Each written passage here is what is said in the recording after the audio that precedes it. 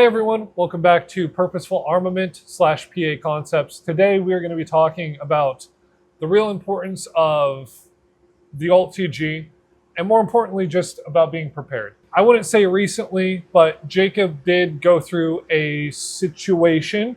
We'll let him explain it. Back in October. Yes. Back in October, Jacob went through a situation in which the Alt-TG provided a fair bit of benefit. So, first of all, what was the incident? So I was at my secular job, and I was on my way back from a job site, and I had witnessed a vehicle crash. I didn't see what happened as I was several hundred yards behind, but I saw that a vehicle had crossed the median, the grass strip, and had collided with another vehicle, and it was a very, very explosive type of wreck. Parts went everywhere. I say explosive. There weren't any like fire or flames, thankfully. But yeah, there was a fatality in this, and so yeah, I pulled up to the scene, and yeah, that vehicles had collided very, very, very hard. Okay, and what was the first thing that you did whenever you witnessed this event? Right. So I was in the company truck, and I keep this Alt-TG in the company truck. This is the first prototype that we made, and I've just always had it in there, and I've got plans to put another one into my personal vehicle. Sure.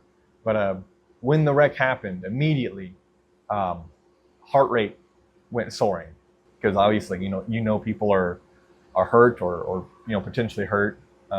You hope for the best, that the car has just suffered some damage and that's it. So immediately, because I'm in the work vehicle, I put on the hazard lights and pulled off onto the shoulder and ran up to the scene. Well, as I was running up to the scene, I was calling 911 and letting them know my exact location on the interstate, and then started trying to triage whoever was involved. And you used the Alt-TG during this triaging? Yes, that is correct. So whenever I got out of the truck, obviously from underneath my seat, I grabbed this and ran up, and I'm really thankful that I had it, because there's a lot of hemostatic agents, blood stopping chemicals, or blood clotting agents. Sure. And a lot of bandages and other things. Like, obviously I'm not an EMT, but the things in the contents of the bag are understandable to use if you read the manual. And yeah, grabbed the Alt-TG and ran up, because obviously it's an interstate. The speeds are 55 one way and 55 the other, and the type of collision like that is devastating. Yeah, detrimental for sure.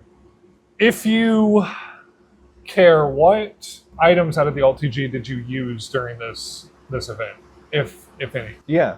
So whenever I got up to the vehicles, so regrettably, this is the bad part of the story. The vehicle that had suffered more damage was hit driver's side, and the car just crumpled into a C shape around the driver's side.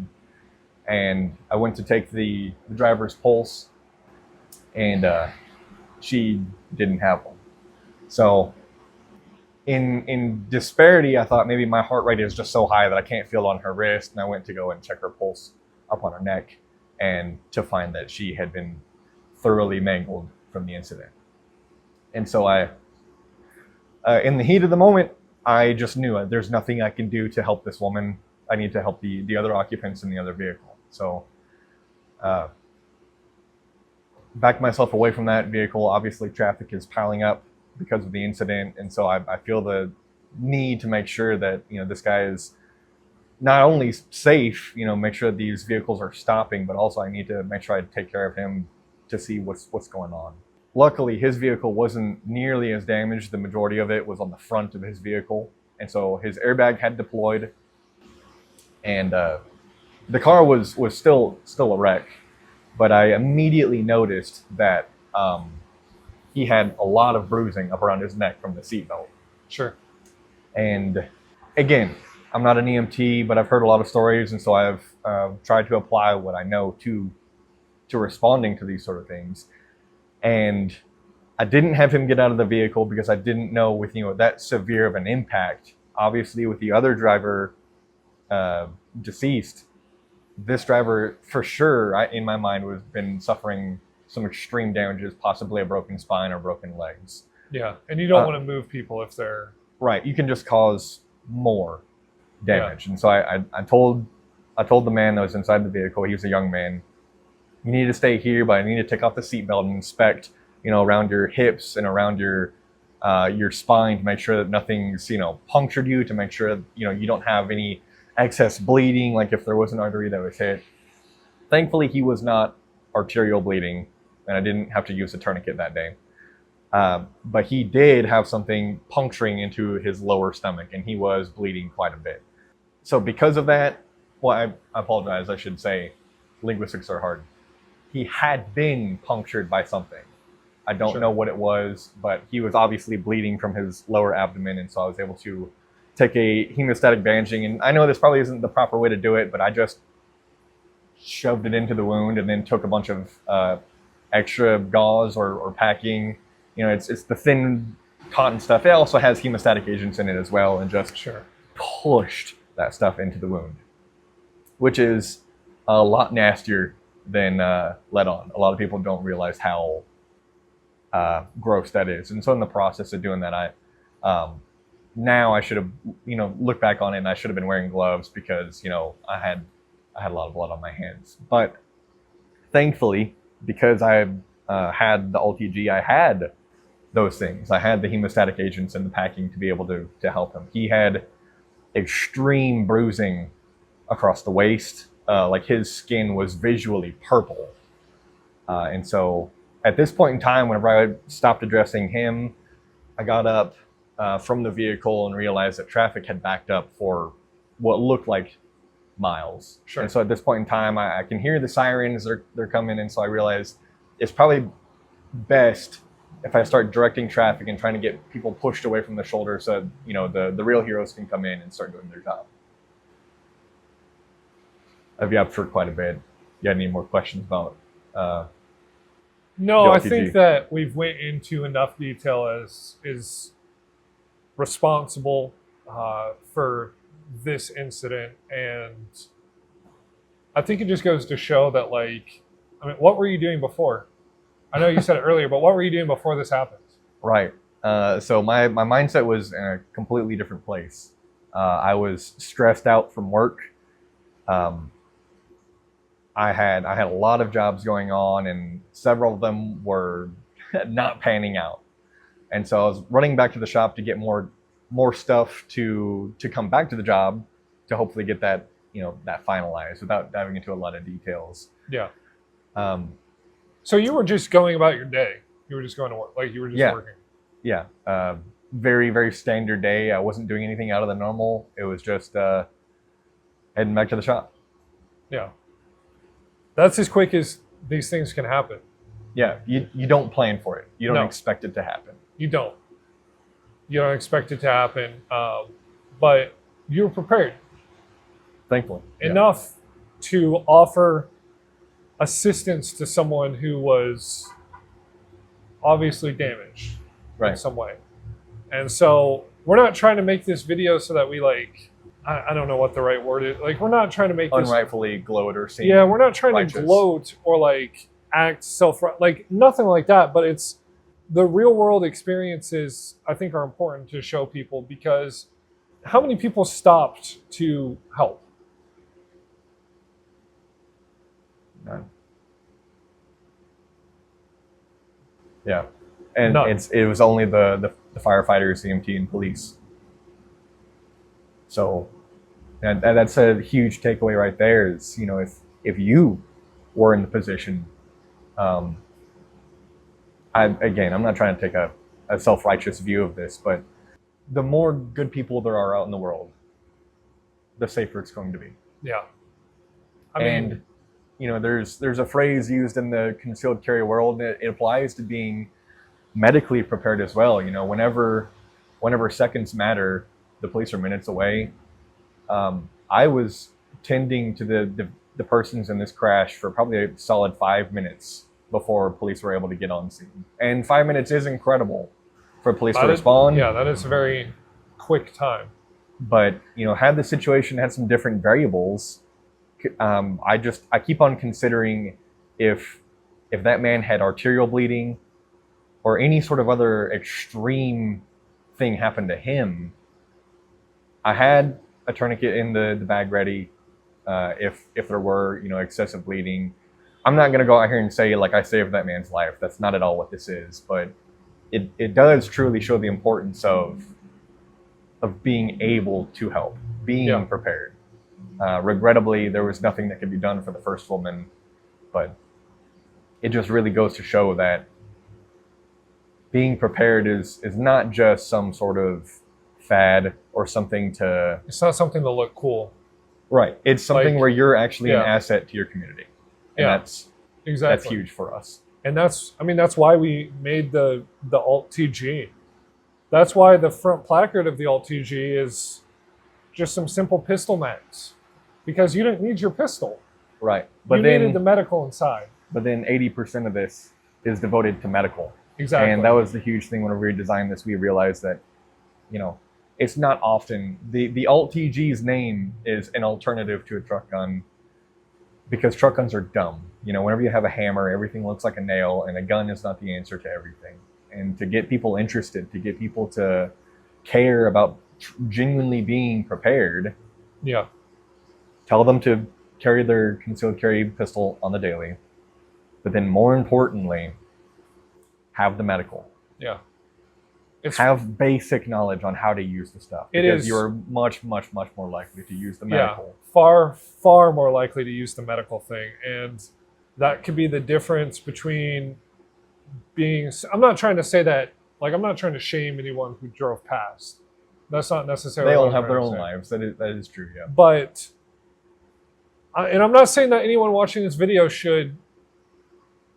you should stop and help if people are injured. You know what I mean? Yeah, but you should be an asset to your community. Yeah, I'm not trying to necessarily shame anyone who drove past that day, but the vast majority of people just don't have even simple, basic, first aid kits that you can buy at CVS that just have Band-Aids in. Yeah. That would have not necessarily mattered a ton in this situation. Well, CVS and Walgreens, they have first aid kits. They have larger ones, sure, but people don't even have the very basic minimal first aid kit for just cuts and stuff that you might get, and let alone having something that's more dedicated. And this isn't a plug to tell you, hey, you need to go buy this. No, the real deal here is bare minimum. I think both of us would feel incredible if we impacted somebody to just start carrying medical. Yeah. Bare minimum. Yeah. You can, exactly. I don't want this to come off as we're oh, you need to buy our thing. I don't care what you buy. You could buy our thing, you could buy someone else. I don't care. We're more interested in making sure that you become a better person. Yes. I would much rather you just have a medical kit and know how to use it than buy our thing. Yeah. That's it just so happens that we tried to design this to make that medical kit a little bit easier to access, a little bit easier to open. That's the root of what we're getting to. But to be prepared doesn't mean you have to have the fads. I'm saying it. Our product is more or less a fad. It is to cater to those who want extended capability in their vehicle. Yeah. In all reality, that doesn't matter. You should just, at the bare minimum, have medical in your truck. And if this does cater to you, great. Buy it, kit it out to be prepared. Don't kit it out just so you can be cool. Yeah, that's not at all what this is about. This is about being the person who's going to stop and be able to do something versus being someone who just drives past.